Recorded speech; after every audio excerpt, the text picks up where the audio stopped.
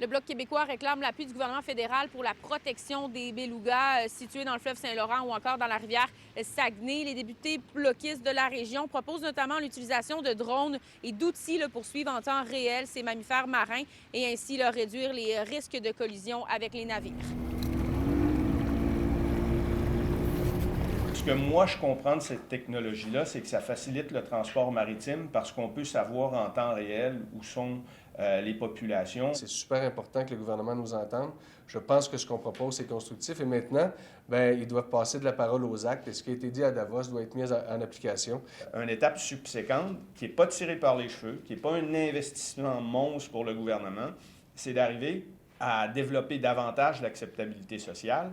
Puis pour le faire, on ne peut pas faire l'impasse sur une réflexion des impacts que ça va avoir sur la voie navigable. Cette initiative découlerait des inquiétudes de la part de certains groupes environnementaux face à l'essor des activités maritimes et les impacts que ça pourrait avoir sur la faune environnante. À noter que nous avons tenté de rejoindre ces groupes environnementaux sans succès. Cette initiative-là, je n'ai pas sorti ça de mon chapeau. On a fait des consultations auprès de certains groupes pour savoir ce qu'ils pensaient du projet de corridor. Puis ces gens-là, certains d'entre eux nous ont dit une des solutions, ce serait de mettre en place, puis c'est intéressant pour eux parce que ça leur permet d'avoir des données. Le projet du corridor nord canadien est un bel exemple de développement économique puisqu'il vise à réhabiliter un lien ferroviaire exportant des minéraux critiques du nord de l'Ontario vers directement le port Saguenay. On veut diversifier nos marchés, on veut se tenir debout devant les puissances, sans les nommer les États-Unis.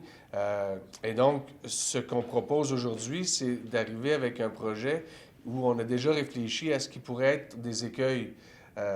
Et donc, on le fait en amont. Dans les prochains mois, ce qu'on espère, c'est de développer au point de vue régional un large consensus autour du corridor. Il faut savoir qu'une demande similaire avait été formulée en 2024 en lien avec les baleines noires. Ottawa avait accordé une somme de près de 850 000 $. À Saguenay, Frédérica Fortin-Foster pour Nouveau Info.